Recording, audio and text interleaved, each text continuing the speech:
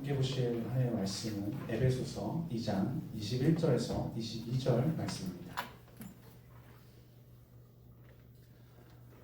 네, 앞에 보이는 말씀 가지고 한 목소리로 읽도록 하겠습니다.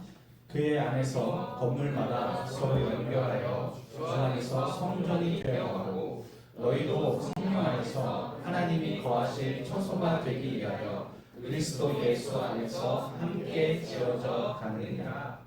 아멘. 오늘 찬양이 너무 은혜로웠어요. 고마워요. 저 벌써 은혜 받았어요. 저는 오늘 말씀은요, 우리 마하나임 청년부가 이 한 해 동안 품고 갈 주제 말씀이 될 거예요.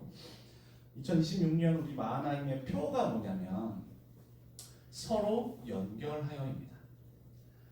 요즘같이 개인주의화된 그런 시대에 이렇게 서로 연결되었다라고 하는 이런 표현은 오히려 좀 낯설게 느껴질 수 있을 것 같아요. 그런데 성경은 그것이 불가능하지 않다고 선언을 하는 거예요. 그리고 오늘 저와 여러분에게 이렇게 될 것을 오히려 권면하고 있는 거죠. 저는 바라기가 올 한해 우리 마하나임이 조금 더 친밀해질 수 있었으면 좋겠어요. 아마도 서로 인간적인 관계 안에서의 친밀함은 있을 거예요. 그렇죠? 그래서 보니까 언제요? 송무영씨 때도 밤늦게까지 이렇게 시간을 보내는 그런 청년들도 있었던 것 같아요. 그런데 조금 더 깊이 있게 우리의 마음을 터놓고 우리 힘든 일을 가지고 더 서로 중보하면서 또 서로를 격려하면서 하는 이러한 친밀함, 또 영적인 코이노니아까지 하나님을 아는 그 사랑으로, 하나님이 우리에게 베푸신 그 사랑으로 또 서로를 사랑하며 교제할 수 있는 때까지 나아갈 수 있기를 주님의 이름으로 축복합니다. 오늘 본문 말씀의 문맥은요, 에베소서 2장 11절 말씀부터 사실 시작되거든요. 근데 에베소서 2장 11절과 12절에서는 사도 바울이 에베소 교회가 이전에 어떤 신분이었었는지를 먼저 말해주고 있어요. 그러니까 이 에베소 교회는 사실 이방인으로부터 시작되는 교회였던 거예요. 그러니까 에베소에 먼저 이 유대인들이 이쪽으로 알렉산더 대왕이 페르시아 정복하고 그러면서 흩어져 있는 유대인들이 이제 여기저기 흩어지면서 이제 그 들어오게 된 곳이 또 에베소죠. 항구 도시로도 유명하고 상업 도시였기 때문에 많은 사람들이 이곳에 있었습니다. 그래서 유대인들도 이곳에 많이 정착해서 그래서 사도행전에서 사도 바울이 이렇게 그 복음을 전할 때 이미 거기에 유대인의 회당이 있을 정도가 됐었어요. 근데 그런 유대인들의 시각에서 보았을 때 이 에베소 교회 사람들은 이방인이었던 거예요. 그러니까 이방인이란 말은 할례를 받지 않은 하나님과의 언약과는 상관없는 완전히 바깥 사람들, 외인이었던 거예요. 자, 그래서 이들을 향해 그리스도 밖에 있었다고 성경은 기록을 하죠. 자, 그리고 13절 말씀에서 사도 바울은요, 예전에 그랬었던 에베소 교회가 지금은 바뀌었는데 어떻게 바뀌었냐면 전에는 멀리 있던 너희가 그리스도 예수 안에서 그리스도의 이 피로 말미암아 가까워졌다는 거예요. 자, 여기서 가까워졌다라고 말하는 것은요, 에베소 교회가 원래는 하나님과의 관계가 멀었던 자들이었죠. 그런데 예수 그리스도의 그 십자가 사건을 통해서 그 십자가 사건을 믿는 믿음으로 말미암아 하나님의 자녀가 되었기 때문에 그 사건을 통해서 하나님과 이제 화목하게 되었다고 이제 이야기를 하고 있는 겁니다. 근데 이렇게 된 것은요, 신약은 보통 구약의 뿌리를 많이 두거든요.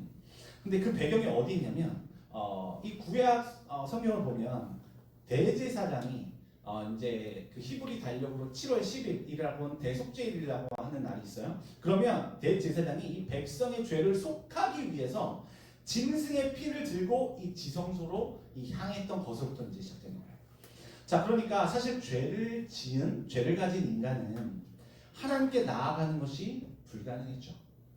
자, 이것은 하나님께서 거룩하신 분이시기 때문에 죄가 있는 곳에 함께 할 수 없는 그 속성 때문이었어요. 자, 그래서 우리 인간을, 저와 여러분과 같은 인간을 사랑하신 그 하나님은요, 우리 인간들이 하나님께 나아갈 수 있는 그런 방법을 제시해 주셨는데요. 그것은 우리 인간이 가진 모든 죄들을 이제 동물에게 전가하는 방식이었어요. 자, 그래서 구약 성경 보면 제사를 드리러 이제 사람들이 그 동물들을 잡아오거든요. 끌고 와요. 그런 다음에 그 동물에다 자기가 지었던 모든 죄들을 이게 전가한다는 의미로 그 머리에 안수를 합니다. 이렇게 우리가 가진 모든 죄를 동물에게 전가를 시키고요. 그 동물을 우리 대신에 죽게 하는 거예요. 사실 그 동물은 아무 죄가 없는 거죠.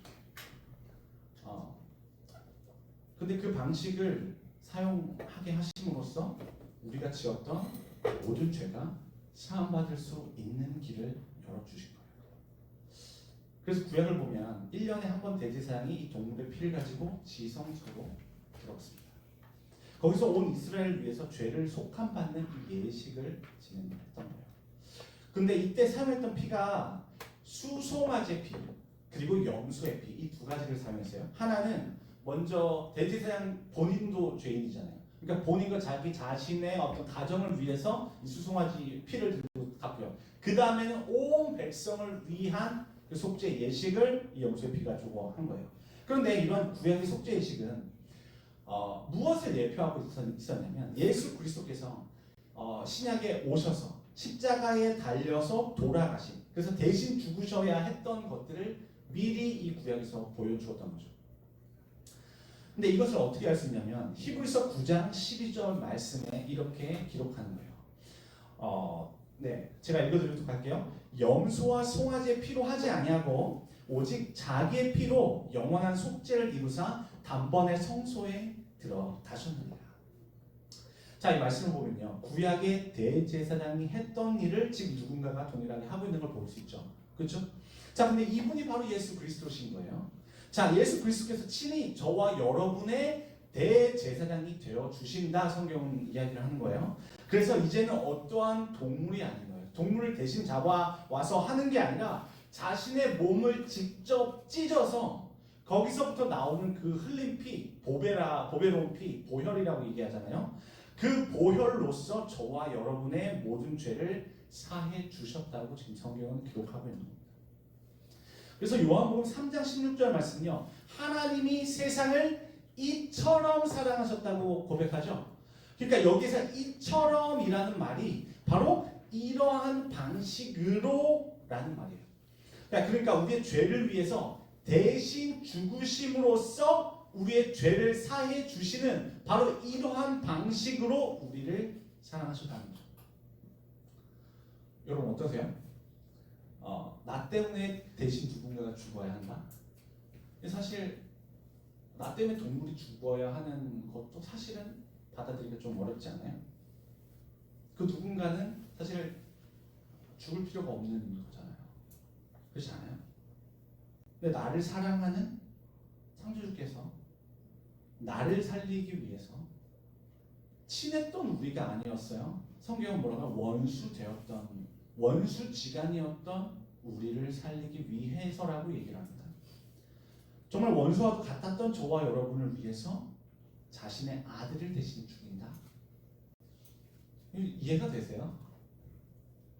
여러분이 이곳에 와서 여러분 말씀을 들으면서 지식적으로는 어느 정도 올 수 있을 것 같아요. 이 내용을 그랬지, 예수님이 나 대신에 죽으셨대 라고 하는 건 지식적으로는 좀 들어오셨을 것 같아요.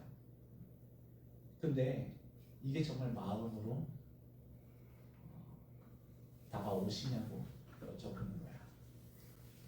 왜냐하면 우리 신앙생활은요, 이런 하나님의 사랑을 깨닫는 것부터 시작되기 때문에 그렇습니다.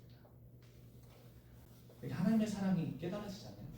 하나님은 우리의 아버지라고 하잖아요. 그럼 진짜 저는 희성이와 은서의 아버지잖아요. 아버지가 되보면 자녀를 바라볼 때 아버지의 마음이 어떤 건지 조금은 알겠어요. 그걸 느끼면서 희성이와 은서를 바라보면서 저의 마음이 어떠함을 보면서 이게 하나님이 우리를 바라보셨을 때 하나님의 마음인가? 그럼 진짜 많이도 아니에요. 조금 알아가는데 그러면서 조금씩 철이 드는 것 같아요. 근데 이런 하나님의 사랑이 만약 깨달아지지 않잖아요. 그러면 하나님을 왜 찾아야 되는지도 모르는 거예요. 왜 예배를 드려야 되는지, 왜 이곳에 나와야 되는지. 각 부서에 섬기는 그 섬김들은 시켜서 하긴 하지만 도대체 내가 왜 해야 되는지에 대한 이유를 찾지 못할 수 있어요. 그런데 만약 이 하나님의 사랑이 깨달아지기 시작한다면, 그럼 나 같은 죄인을 살리신 그 사랑이요 너무나도 큰 거예요.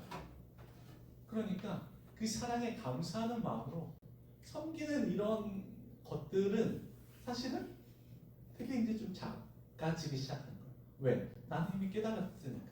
나는 도저히 하나님 앞에 나아갈 수 없는 그런 죄인인데, 그런 나를 살리시기 위해서 예수 그리스도를 대신 죽이셨다라고 하는, 이게 정말 내 가슴으로 와닿고, 그것이 깨달음으로 인해서 하나님께서 진짜 나의 아버지가 되신다라고 하는 게 믿어지기 시작하거든요. 그때부터는 진짜 신앙생활이 시작인 거예요. 섬기는 거 감사 없이 할 수 없어요. 하나님 내게 주셨던 것이 너무나도 크기 때문에 내가 하나님께 드린다라고 하는 이 모든 것들은 작게 느껴지게 그렇게 되는 것 같습니다.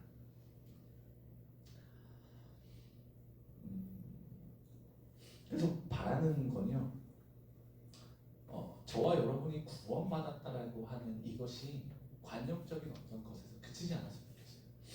그리고 삶의 실제로 적용될 수 있기를 주님의 이름으로 축복합니다.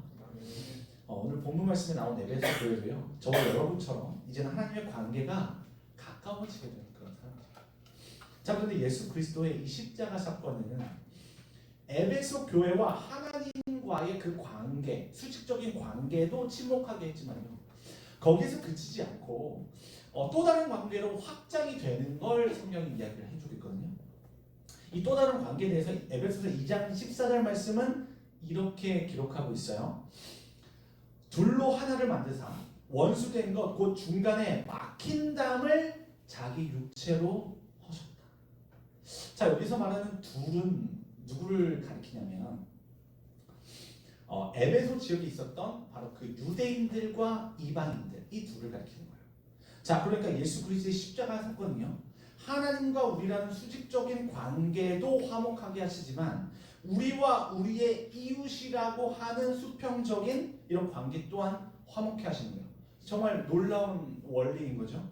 자, 그러니까 우리에게 주신 예수님의 세 계명이 뭐죠? 하나님을 사랑하고 내 이웃을 내 몸같이 사랑하라. 근데 내 이웃을 내 몸같이 사랑하라가 이와 같은이에요. 이해가 되세요? 그러니까 하나님을 사랑하는 거하고 이웃을 사랑하는 게 분리가 되지 않는다는 거예요. 하나님이 우리에게 말씀하신 사랑은. 그러니까 우리가 생각할 때 나는 하나님을 많이 사랑해. 근데 이웃을 봤을 때 사랑은 별로 안 해. 근데 나는 하나님을 사랑하는데 근데 이웃은 별로 아닌 것 같아.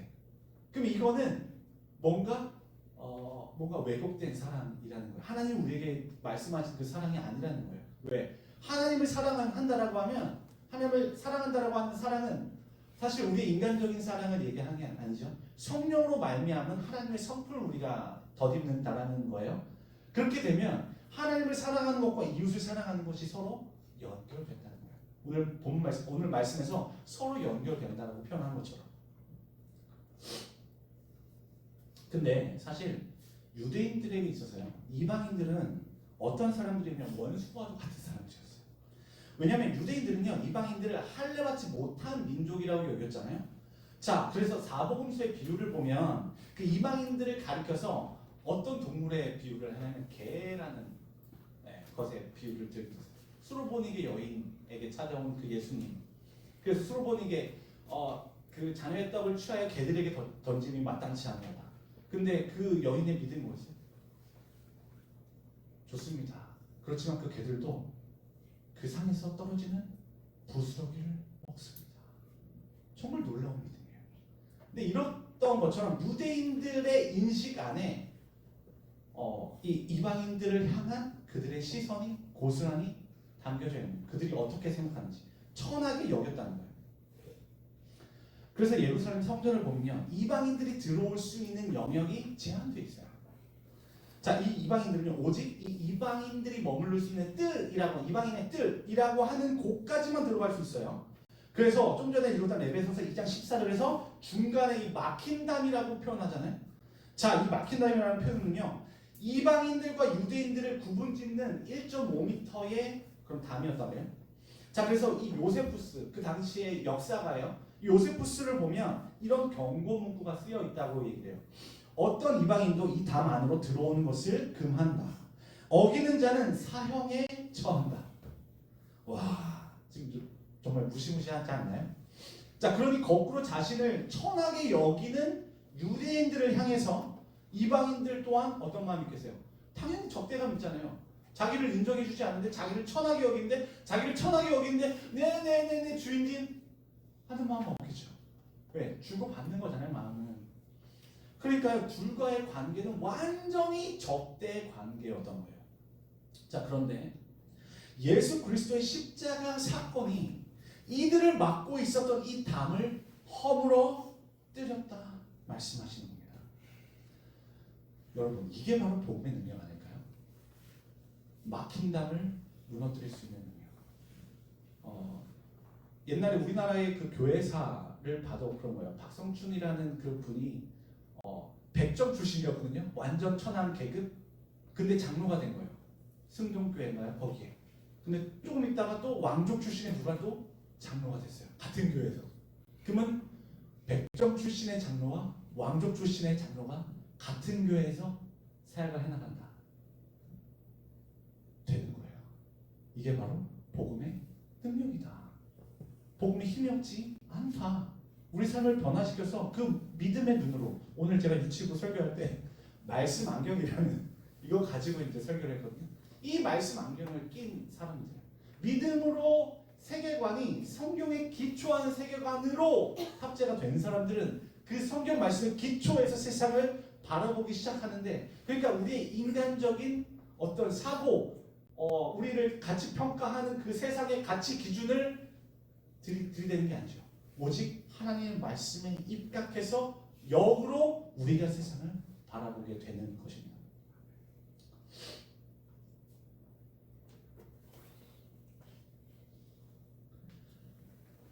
그런데 그 이방인의 뜻까지만 나아갈 수 있었던 바로 그 한계선은요, 예수 그리스도의 육체로 친히 허물어 주셨다는 거예요.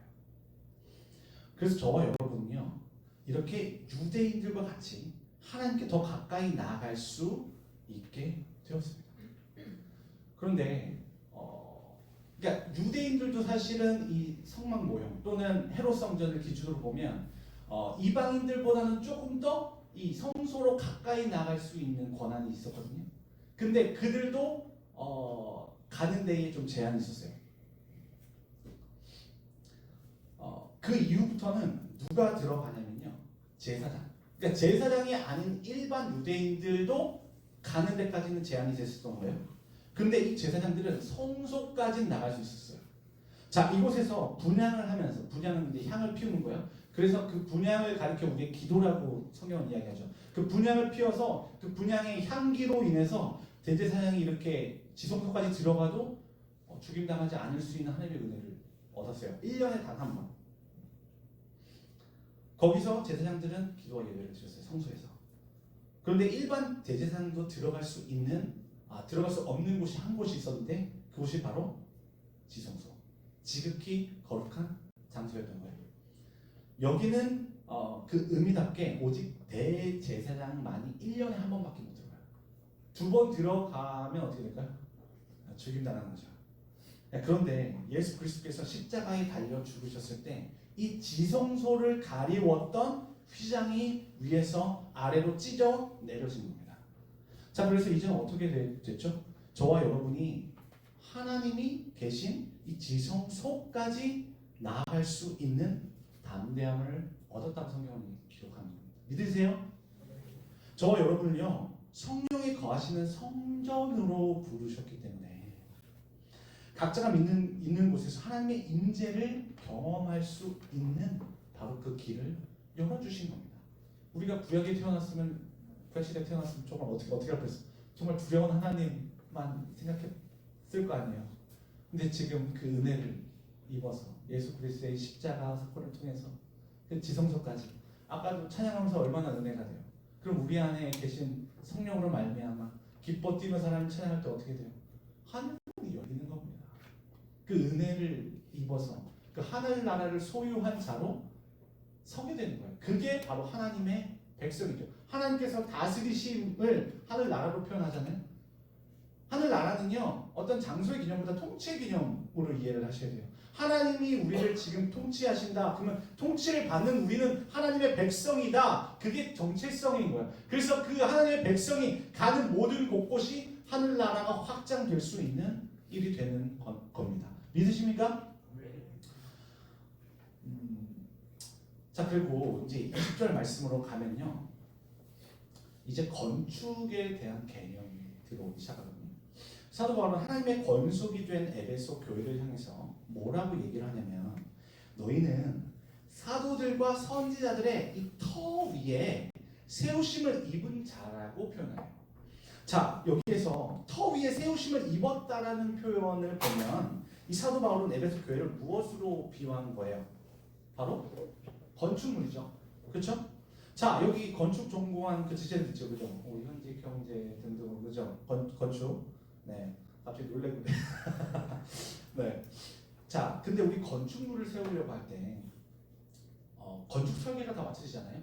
자, 그러면 가장 먼저 하는 공정이 뭐냐면요, 이 터를 파기 위해서 건축물을 지을 현장이 어떤 토질로 되어 있는지 또는 집안이 무엇인지 조사를 하는 거예요. 맞아요? 네, 맞대요. 저 조사해봤는데 맞대요. 다행입니다. 근데 20절 말씀에서 에베소 교회라는 건축물이 어떠한 터 위에 세워져 있는지를 밝혀놓고 있어요. 그것은 바로 사도들과 선지자들의 터 위에 세우심을 입었다는 거예요. 자, 이것은 사도들과 선지자들의 가르침을 바탕으로 해서 에베소 교회가 지어지고 있음을 말하는 것이겠죠. 자, 그러면 선지자들이 이야기했던 것이 뭐였죠? 메시아께서 오실 것이다. 그렇죠? 사도들은 무슨 이야기를 했죠? 구약에 예언되었었던 그 메시아께서 진짜 오셨다. 이분은 목수의 아들로 태어나시긴 했지만 하나님께서 보내신 하나님의 아들이 맞음을 우리가 경험했다. 우리 죄를 위해서 죽으셨다가 다시 살아나심을 우리가 보았다. 사도들이 그걸 증거한 거예요. 이 예수 그리스도의 부활의 신앙 위에 에베소 교회가 서 있다는 것입니다. 오늘 말씀을 접하고 있는 저와 여러분의 신앙 또한 이 부활의 신앙 위에 있음을 믿습니다. 여러분 부활하는 거 믿으시죠? 네. 이 부활의 신앙 없으면요 사실은 어려워요. 신앙생활을 하는 근거가 없어지는 거예요. 부활이 없으면 우리는 그냥 예수님 안 믿는 게 더 나은 사람들이 될 수도 있어요. 그렇지만 우리에게 부활이 있기 때문에 인내가 가능한 거죠. 자, 이렇게 에베소 교회가 어떠한 신앙 위에 서 있는지를 이야기하면서요, 사도 바울은 에베소 교회라는 건축물의 중심이 누구인지를 밝혀놓고 있어요. 그것은 그리스도 예수께서 친히 모퉁이 돌이 되셨다는 거예요. 자, 여러분 모퉁이 돌이 뭔지 아세요? 사진 한번 보여주시겠어요? 이 모퉁이 돌은요, 저 밑에 큰 돌 두 개 보이시죠? 모서리에 있는 그 돌이 바로 모퉁이 돌이에요. 이 건축물을 지을 때 기준이 되는 돌이에요. 자, 사진에서 보는 것처럼 이쪽 면과 저쪽 면이 만나서 시작되는 모서리에 이렇게 두게 되는 바로 그런 돌입니다. 자, 그러니까 이 모퉁이 돌이 있어야 건축물을 쌓아 나갈 때 어떠한 크기와 모양으로 쌓아갈지 그 기준이 되는 거예요. 그렇죠? 이 돌로부터 시작돼서 이 돌을 기준으로 해서 다른 돌들을 이렇게 쌓아 나가는 거잖아요. 그렇죠? 다른 돌들을 먼저 쌓아 나가면 네, 우드락작작이 되겠죠.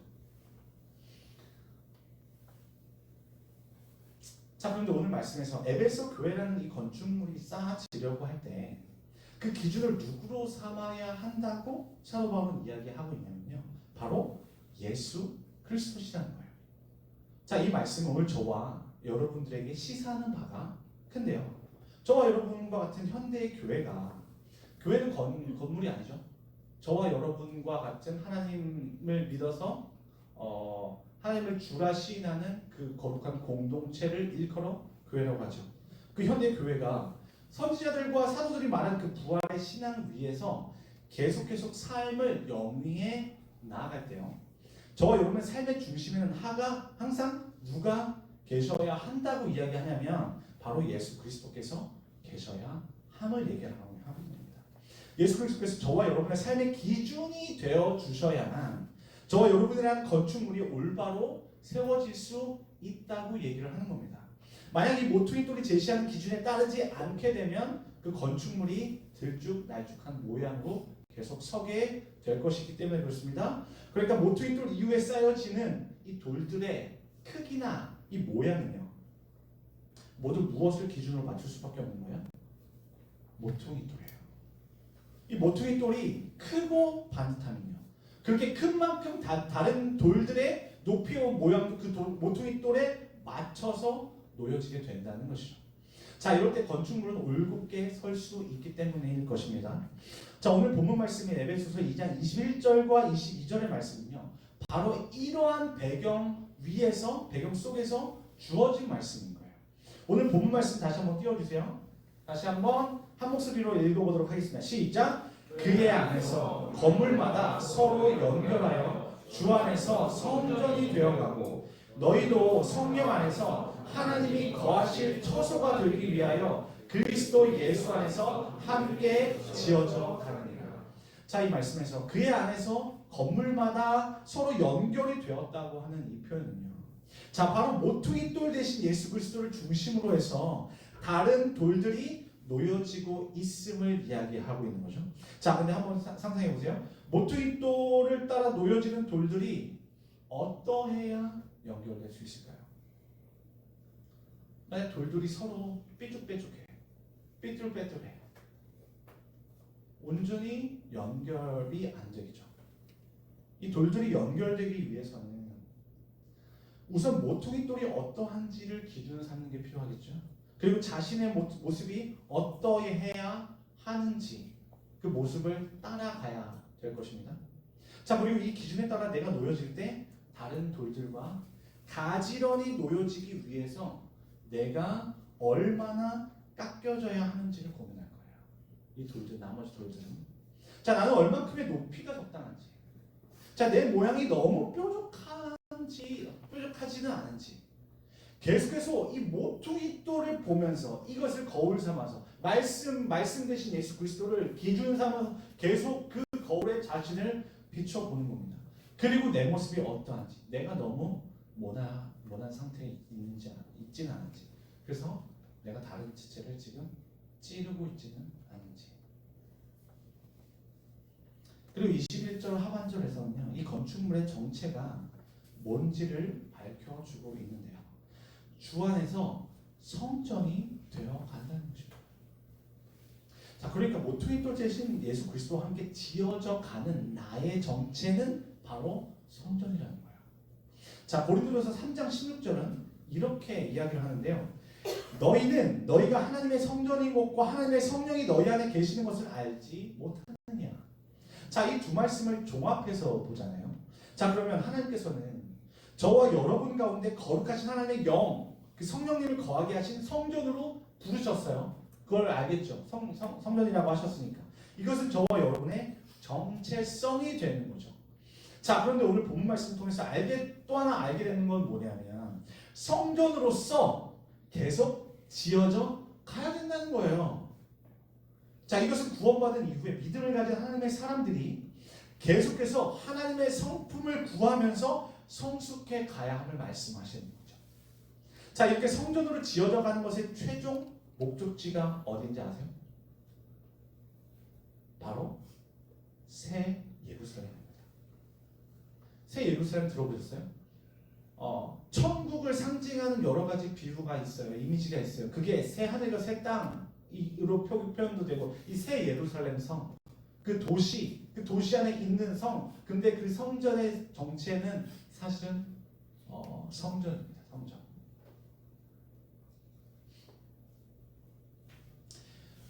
저와 여러분이라는 성전이 현재에도 지어지고 있는 것은요, 바로 이 새 예루살렘이 되는 것을 목표로 할 수 있는 거예요.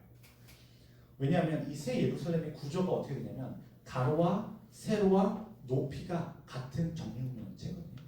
근데 이 성막이나 성전 구조를 보면 어느 곳이 바로 이렇게 가로, 세로, 높이가 같게 지어졌냐면요, 지성소예요.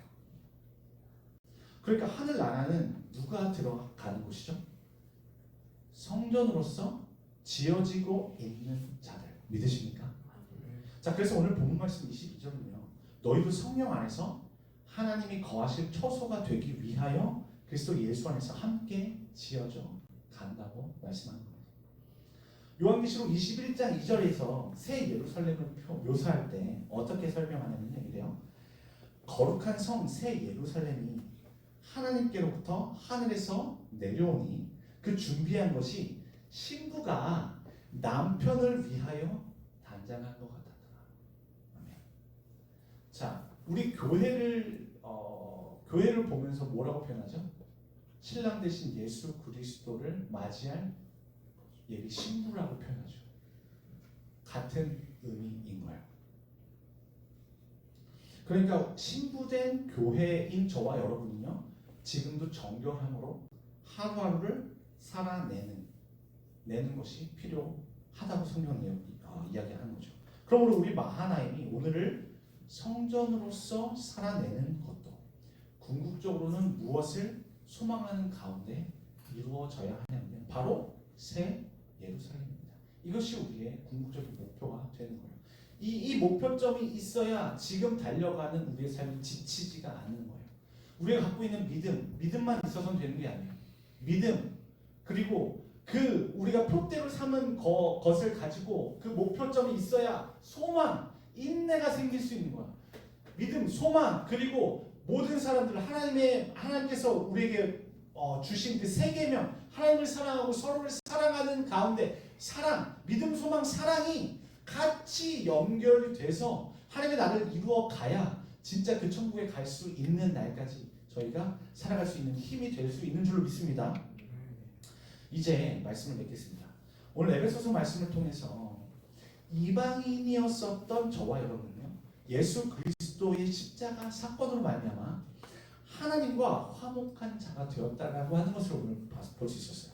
자, 그리고 이 십자가의 은혜로 말미암아 자녀가 된 저와 여러분은요, 이제 유대인들과 이방인들이 하나 되지 못하게 막아놓았었던 그 벽을 예수 그리스도의 육체로 친히 허무시는 것을 볼 수 있었죠. 자, 그리고 양자된 우리가 이 십자가의 사랑을 통해서 하나 될 수 있음을 보았던 거죠. 이것은. 그리고 저와 여러분의 정체성이 뭐라고 성경 기록한다고요? 성전이다. 그리고 신랑 되신 주님께서 다시 오시는 날까지 정결한 신부로서 성전으로 지어져 가야 함을 보았습니다.